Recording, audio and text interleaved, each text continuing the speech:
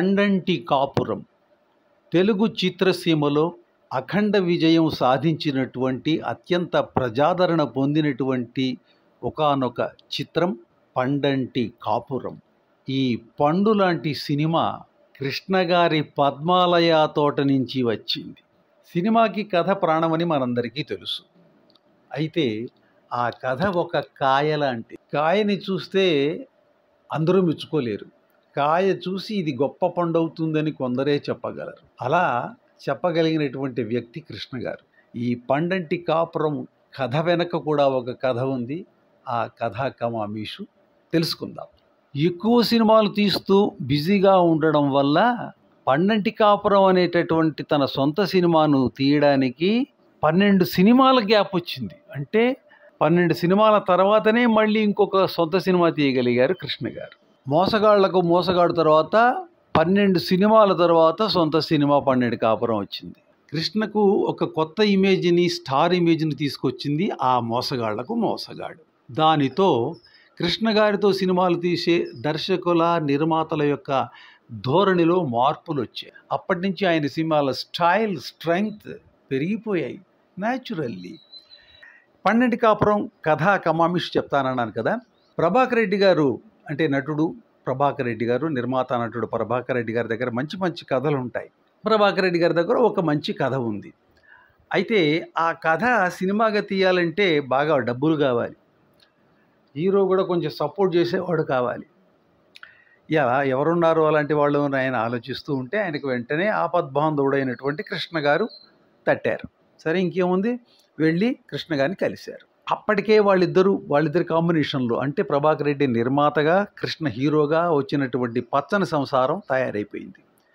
మరి ఆ నిర్మాణ సమయంలో వాళ్ళిద్దరికి వేవ్ లెంగ్త్ బాగా మనసులు కలిశాయి అంటారే.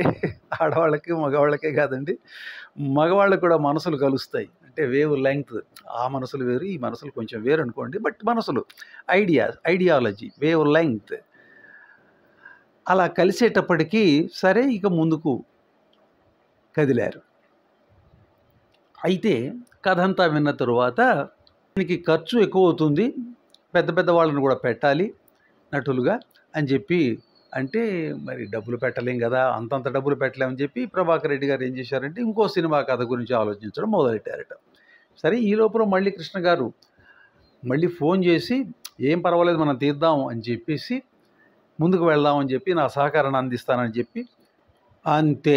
కృష్ణ సమర్పణలో జయప్రద పిక్చర్స్ పతాకంపై జి హనుమంతరావు నిర్మాతగా పండంటి కాపురం సినిమా రంగుల్లో రంగు పడుద్ది అన్నట్లుగా రంగుల్లో తీయాలనే నిర్ణయానికి వచ్చేశారు ఇద్దరు. అదండి కథ కమామీష్. ఆ రోజుల్లో అంటే 1972 ఆ రోజుల్లో పంపిణీదారుల సపోర్ట్ లేకపోతే సినిమా తీయడం కష్టంగా ఉండేది. సరే అందుకే కృష్ణ ఆయన బ్రదర్సు ప్రభాకర్ రెడ్డి గారు అంతా కలిసి పూర్ణ పిక్చర్స్ అధినేత అయినటువంటి కామరాజుని కలిశారు. కామరాజు గారికి కథ నచ్చింది, ఎవరెవరు యాక్ట్ చేస్తున్నారో తెలిసింది. ఇక కామరాజు గారి గ్రీన్ సిగ్నల్ తీసుకుని షూటింగ్కి సన్నాహాలు మొదలుపెట్టారు కృష్ణ, ప్రభాకర్ రెడ్డి గారు. అయితే సినిమాని కలర్లోనే తీయాలని కృష్ణ గారు అంటూనే ఉన్నారు మొదటి నుంచి. ఇక్కడ ఒక చిన్న ఇబ్బంది, ఆ ఏడాది జనవరి నెలలో విడుదలైన రంగుల చిత్రాలు అంతగా ఆడలేదు. దాంతో అందరూ నిరాశపడిపోయారు. రంగులు సినిమాలు తీయాలనుకున్న చాలామంది నిర్మాతలు వెనక్కి వెళ్ళిపోయారు. కానీ ఈ విషయాలన్నీ మామూలు సాధారణ ప్రేక్షకులకు తెలియవు కదా. సినిమాలు కళలో వస్తే బాగుండని ఎగబడి చూసేవారు కదా. కానీ ఈ విషయాలు వాళ్ళకి తెలియదు. ఇక్కడ మనం మాట్లాడుకోవాల్సిన విషయం ఇంకోటి ఉంది. మరి కలర్లో తీస్తే ఫెయిల్ అవ్వడం ఏంటి, ఇంకా బాగా ఆడాలి కదా. ఇక్కడే చిన్న రహస్యం ఉంది. ఏంటంటే కలర్లో తీద్దామనే ఆరాటం, ఆతృతలో పడిపోయి కథ మీద ఎక్కువగా ఫోకస్ పెట్టకపోవడం వల్ల అలా జరిగి ఉండవచ్చు. అంతే, జరిగి ఉండవచ్చు ఏంటి, అదే జరిగి ఉంటుంది. లేకపోతే ఎందుకు ఫ్లాప్ అవుతాయండి. కథాబలం తగ్గితే కొంచెం తగ్గినా చాలు, లేకపోవడం అక్కర్లేదు, తగ్గినా చాలు. మజ్జిగ పలచనైనా అబ్బే మజ్జిగ బాలేదయ్యా అంటాం. ప్రేక్షకుడికి ఇవన్నీ ఏం పట్టాయండి, మజ్జిగ చిక్కగా ఉందలా చూసుకుంటాడు అంతే.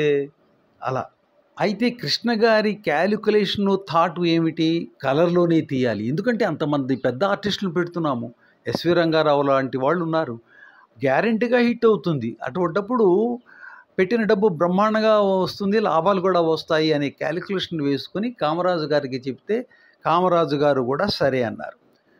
ఎంతైందో తెలుసా అండి నిర్మాణ వ్యయం? 12,00,000 రూపాయలంటే ఆ రోజుల్లో ఎక్కువ, చాలా ఎక్కువ. కృష్ణ గారు చేస్తున్నటువంటి సాహసానికి అందరూ ఆశ్చర్యపోయారట. పడరా మరి? మరి ఆయన విజన్ ఒక విజనరీ అని చెప్పొచ్చు. కథాబలం ఉంది, నటీనటులున్నారు, టెక్నికల్ వాల్యూస్ ఉన్నాయి. ఎందుకు హిట్ కాదండి? మోసగాళ్ళకి మోసగాడు ప్రూవ్ చేశాడుగా ఆయన 12 ఏళ్ల ముందే. ఆయన థాట్ వేరు కదా, రుజువైంది కదా. అందుకే కామరాజు గారు కూడా ఒప్పుకున్నారు. అది పండంటి కాపురం సూపర్ హిట్ అయిపోయింది అని అందరికీ తెలుసు. అయితే ఏంటండి దాని గొప్పతనం అని తెలియని వాళ్ళు కూడా అడిగితే ఒక్క ముక్కలో సమాధానం చెప్పాలంటే ఏం చెప్తామండి? పండంటి కాపురం అంటే ఎస్వి రంగారావు గారు, యశస్వి ఎస్వి రంగారావు గారి నట విశ్వరూపం అని ఒక ముక్కలో తేల్చి చెప్పేయచ్చు. నలుగురు అన్నదమ్ములు ఉన్నారు. వాళ్ళ యొక్క అనురాగాలకు, ఆప్యాయతలకు అద్దం పట్టేలాగా తీశారు ఈ సినిమాని. మరి అందులో ఆ పెద్దన్నయ్యే ఎస్వి రంగారావు. ఆ రోల్కి ఎస్వి రంగారావు గారు అయితే కరెక్ట్ అవుతుంది అనుకుని కృష్ణ గారు అనుకుని క్యాలిక్యులేట్ చేసుకుని వెళ్ళి ఆయన అడిగేశారు. అయితే అప్పటికి ఒక టాక్ ఉండేది, ఏమని, రంగారావు గారు సినిమాకి షూటింగ్కి లేట్గా వస్తారు. అందుకని కృష్ణ ఏం చేశారు, ఆ రోల్కి ఆయనైతేనే బ్రహ్మాండంగా ఉంటుందని చెప్పేసి హిట్ అవుతుందని గ్యారంటీగా ఆయన తీసుకునే పారితోషానికి 10,000 రూపాయలు ఎక్కువగా ఇచ్చి డేట్స్ అన్ని బల్క్గా తీసేసుకున్నారు. ఇదండి, అంటే ఆయన ఒక నిర్మాతగా కూడా ఆయనకి ఆ కష్ట నష్టాలు తెలుసు. హిట్ చేయాలంటే హిట్ ఫార్ములా తెలుసు కాబట్టి ఆ పని చేశారు. 10,000 రూపాయలు ఇప్పుడు ఎక్కువ ఖర్చు పెట్టామని అని అనిపించవచ్చు, కానీ దానికి 4-5 ఇంతలు లాభాలు కూడా వస్తాయి. అది దూరదృష్టి, అది క్యాల్కులేషన్. ఎస్వి రంగారావు గారు కూడా చక్కగా సహకరించి తన నట విశ్వరూపాన్ని ప్రదర్శించేశారు. అందులో ముఖ్యంగా ఒక పాట ఉంది, అది 2 సార్లు వస్తుంది సినిమాలో. ఆ పాటయే బాబు వినరా అన్న తమ్ముల కథ ఒకటి. ఇది హ్యాపీ గోయింగ్లో ఉన్నప్పుడు తోటలో అందరినీ పెట్టుకుని పాడతారు. ఎస్వి రంగారావు, ఘంటసాల గారు పాడతారు. మరి పాట సరే, మరి ఈ పెద్దన్నయ్య అయిన ఎస్వి రంగారావుకి తమ్ముడు ఎవరండి అంటే, పెద్ద తమ్ముడు గుమ్మడి, ఆ గుమ్మడికి భార్యగా దేవిక, చిన్న తమ్ముడు ప్రభాకర్ రెడ్డి, ఆయనకు గయ్యాళి భార్యగా బి సరోజాదేవి, ఇక బుల్లి తమ్ముడు, ముద్దుల తమ్ముడు కృష్ణ, చివరి తమ్ముడు, అతనికి జోడిగా విజయ నిర్మల. ఇదేండి, 3 తమ్ముళ్ళు, 3 మరదళ్ళు ఎస్వి రంగారావు గారికి ఈ సినిమాలో. సరే, ఇప్పుడు ఒకసారి సినిమా షూటింగ్ విషయాలు తెలుసుకుందాం, అంటే నిర్మాణ వివరాలు. ఈ సినిమా షూటింగ్ ఎప్పుడు మొదలైందో మీకు గుర్తుందా అభిమానులకి? 1972 మార్చి 17న షూటింగ్ మొదలైంది. ఎస్వి రంగారావు గారు పూజ చేశారు. విజయ నిర్మల గారిపై తొలి షాట్ తీశారు. ఆ తొలి షాట్కి కెమెరాని స్విచ్ ఆన్ చేశారు పూర్ణ పిక్చర్స్ అధినేత కామరాజు. క్లాప్ ఎవరు ఇచ్చారో తెలుసా? పి బాబ్జీ.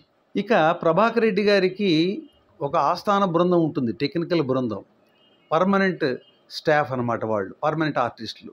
మాటల రచయితగా మద్దిపట్ల సూరి, పాటల రచయితగా గోపి, సంగీత దర్శకుడుగా కోదండపాణి, దర్శకుడు లక్ష్మీ దీపక్. ఇది ఆ బృందం. వీళ్ళు పర్మనెంట్ ఆర్టిస్టులు అన్నమాట. ఈ పండంటి కాపురానికి కూడా వాళ్ళే పనిచేశారు. ఇక్కడ చూడండి, ఇది పార్ట్నర్షిప్ కదా, ప్రభాకర్ రెడ్డి గారు కృష్ణ కలిసి తీశారు. ఎవరు పార్ట్నర్షిప్ ఉన్నా కూడా కృష్ణ గారికి ఆయన క్యాలిక్యులేషన్లు, ఆయన దూరదృష్టి వేరే ఉంటాయి. కావాలనుకుంటే ఇందులో కొందరిని మార్చమని చెప్పుండొచ్చు, కానీ ప్రభాకర్ రెడ్డి గారి టీం కూడా సక్సెస్ఫుల్ టీమే కాబట్టి అయినా కాకున్నా కూడా అది డిస్టర్బ్ చేయదలుచుకోలేదు. అది ఆయన పక్క పార్ట్నర్కి ఇచ్చేటటువంటి మర్యాద, గౌరవం. అది ఇస్తూనే కృష్ణ గారు ఏం చేశారంటే, ఛాయాగ్రాహకుడుగా అంటే డిఓపి, డైరెక్టర్ ఫోటోగ్రఫీగా విఎస్ఆర్ స్వామిని పెట్టుకున్నారు. అది చాలా ఇంపార్టెంట్ కదా. కాబట్టి ఆ ముఖ్యమైనటువంటి టెక్నీషియన్ని కృష్ణ గారు సెలెక్ట్ చేశారు. ఇంకా కొంతమంది చిన్న సాంకేతిక నిపుణులు ఉంటారుగా వేరే వేరే శాఖల్లో, వాళ్ళని కూడా కృష్ణ గారు స్వయంగా నిర్ణయించారు. ఇక్కడ ఇంకొక ఇబ్బంది ఏమొచ్చిందంటే, కలర్ మూడి ఫిలిం దొరకడం కూడా ఆ రోజుల్లో కష్టంగా ఉండేది. సరే, ఎట్లాగైనా చాలా కష్టపడి సంపాదించారు ఆ కలర్ ఫిల్మ్ని. అలా భారీ తారాగణంతో పాల్గొన్నటువంటి సినిమాని 90 రోజుల్లో పూర్తి చేశారంటే కేవలం 3 నెలల్లో పూర్తి చేసేసి రికార్డు నెలకొల్పారు కృష్ణ. అరే, గ్రేట్ కదండి. అది చూసి ఆశ్చర్యపోయే రంగారావు గారు కృష్ణని అభినందించారు. 150 రోజులు పడుతుంది అనుకుని ప్లాన్ చేసిన సినిమా 90 రోజుల్లో పూర్తి చేశారు. కొందరికి అనుమానం రావచ్చు, 150 రోజులు ప్లాన్ చేసినప్పుడు 90 రోజుల్లో ఎలా పూర్తవుతుందండి, క్వాలిటీ మీద కాంప్రమైజ్ పడిపోయారా అని అనుకోవచ్చు. కాదు, క్వాలిటీ మీద కాంప్రమైజ్ కాదు. ఏం చేశారంటే కాస్త ఖర్చు ఎక్కువైనా కూడా ఒకేసారి 4 లొకేషన్లలో 4 యూనిట్లతో షూటింగ్ చేయించారు. అది అందువల్ల మీకు అనుకున్న దానికన్నా తక్కువ సమయంలో పూర్తయిపోయింది. ఇది క్యాలిక్యులేషన్. కాస్ట్ ఎస్కలేషన్ అయినట్టు కనిపిస్తుంది, కానీ వచ్చే లాభాలు ఆ కాస్ట్ ఎస్కలేషన్ని బ్యాలెన్స్ చేసి పారేస్తాయి. ఇదంతా నిర్మాణ చాతుర్యం అనుకోవచ్చు. అది కృష్ణ గారికి పుష్కలంగా ఉంది. సరే, పండంటి కాపురం అనే ఈ సినిమాలో కొన్ని ముచ్చట్లు ఉన్నాయి. కృష్ణ న్యూ గెటప్, కొత్తగా డిఫరెంట్గా కనిపించాడు కదా, అందరూ అనుకున్నారు బా కొత్తగా ఉంది, చాలామంది బాగుంది అనుకున్నారు, కొంతమంది మిక్స్డ్ ఒపీనియన్తో ఉన్నారు. ఏది ఏమైనా దాని వెనక ఉన్నటువంటి చిన్న స్టోరీ ఇంట్రెస్టింగ్గా ఉంటుంది. అదేంటి తెలుసుకుందాం.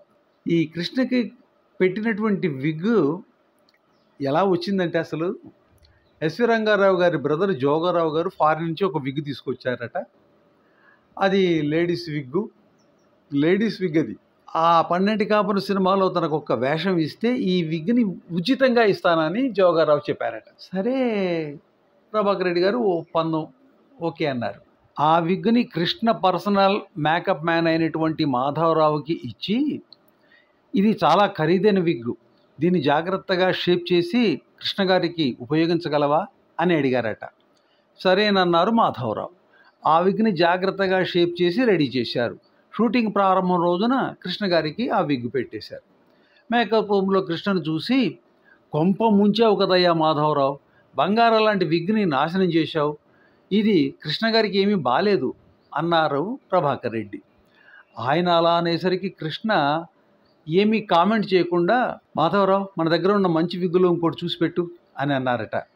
అయితే మాధవరావు దానికి ఒప్పుకోకుండా, సార్ మనం ఈ విగ్గుతోనే సెట్లోకి వెళదాం, మిగిలిన వాళ్ళు కూడా ఈ విగ్గు బాగాలేదు అని అంటే అప్పుడు మారుద్దాం అని రిక్వెస్ట్ చేశారట మాధవరావు కృష్ణ గారిని. కృష్ణ సరే ఓకే అన్నారు. సెట్లోకి వెళ్ళగానే ఛాయాగ్రాహకుడు విఎస్ఆర్ స్వామి కృష్ణని చూడగానే, బ్రహ్మాండం, విగ్ అదిరిపోయింది, మీ వయసు బాగా తగ్గిపోయింది అని అన్నారు. ఇంకేముంది, దాంతో విగ్ మార్చకుండా ఆ డిఫరెంట్ లుక్ ఇచ్చినటువంటి విగ్నే ఖాయం చేసేసారు. అది ఈ విగ్ వెనకాల స్టోరీ. ఇక ఈ సినిమాలో ఇద్దరు కొత్త వాళ్ళు పరిచయం అయ్యారు. ఒకటి జయసుధ. ఆ జయసుధ ఇందులో జమునకి కూతురుగా నటించింది. ఇక విజయ నిర్మల గారి అబ్బాయి అయినటువంటి నరేష్ కూడా బాలనటుడుగా ఈ సినిమాలో మొదటిసారిగా కనిపించాడు. ఇక రిలీజ్ ఏ విధంగా అయింది, దానికి వెనక ఒక ఇంట్రెస్టింగ్ విషయం ఉంది.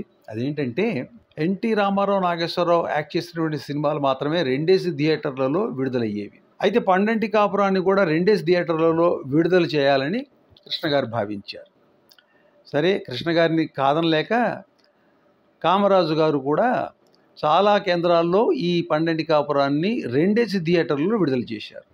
ఫలితంగా ఏమైందంటే 37 సెంటర్లలో 100 రోజులు, 3 సెంటర్లలో సిల్వర్ జూబ్లీ ఆడింది ఈ పండంటి కాపురం అనే సినిమా. ఈ సినిమా యొక్క 100 రోజుల వేడుకలు తెనాలి, గుంటూరు, విజయవాడ, రాజమండ్రి, హైదరాబాదులో ఘనంగా జరిగాయి.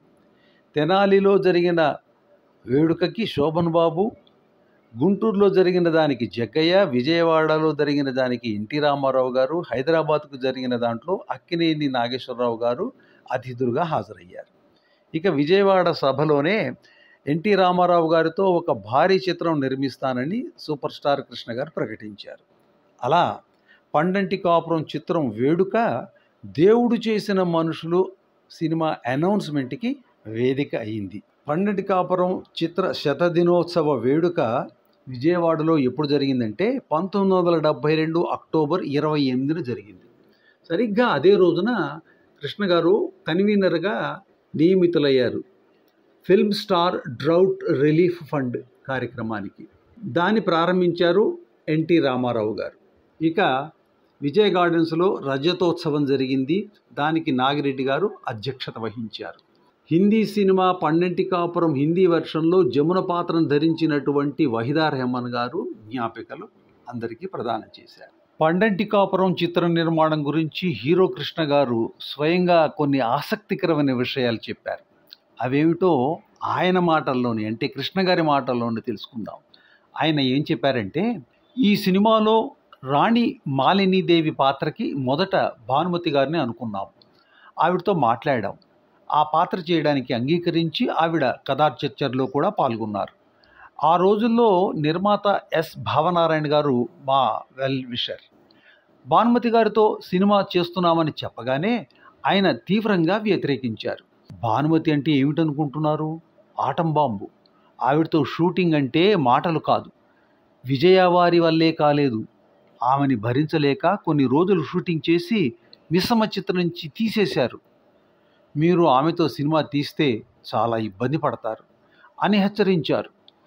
ఆ సమయంలోనే నేను భానుమతి గారి సొంత సినిమా అంతా మన మంచికేలో నటిస్తున్నాను. అందుకే నా సినిమాకి ఇబ్బంది పెట్టదని అనుకున్నాను. అదే మాట భావనారాయణ గారితో అంటే ఆయన ఏమన్నారంటే, నా మాట వినండి, లేకపోతే సూపులో పడతారు అని బతిమలాడారు. దాంతో ఎందుకైనా మంచిదని భానుమతి గారి డేట్స్ తీసుకోమని ప్రభాకర్ రెడ్డి గారిని పంపించాను. నేను కృష్ణతో మాట్లాడతాలే అని చెప్పారట భానుమతి గారు. ఆ మర్నాడు భానుమతి గారిదే షూటింగ్ కావడంతో సెట్లో ఆమెను కలిసి, ఏంటండి డేట్స్ అడిగితే నాతో మాట్లాడతానన్నారట అని అడిగాను. నా సినిమా పూర్తయ్యాకే మీ సినిమా మొదలవుతుంది అంటూ తన మనసులోని మాటని ఆమె వెల్లడించారు. దాంతో ఆవిడేమిటన్నది నాకు అర్థమైంది. తరువాత ప్రభాకర్ రెడ్డి గారిని పిలిచి ఆవిడ అన్న మాటలు చెప్పాను. అప్పుడు ప్రభాకర్ రెడ్డి గారు ఏమన్నారంటే, వద్దండి, భావనారాయణ గారు చెప్పింది నిజమే, ఆవిడతో పడలేం, మార్చేద్దాం అన్నారు ప్రభాకర్ రెడ్డి గారు. ఆ సమయంలో హీరోయిన్గా నంబర్ 1 స్థానంలో ఉన్నారు జమున. నా పక్కన కూడా కొన్ని చిత్రాల్లో నటిస్తున్నారు. అందుకే భానుమతి గారి స్థానంలో జమునని తీసుకోవాలని నిర్ణయించుకున్నాం.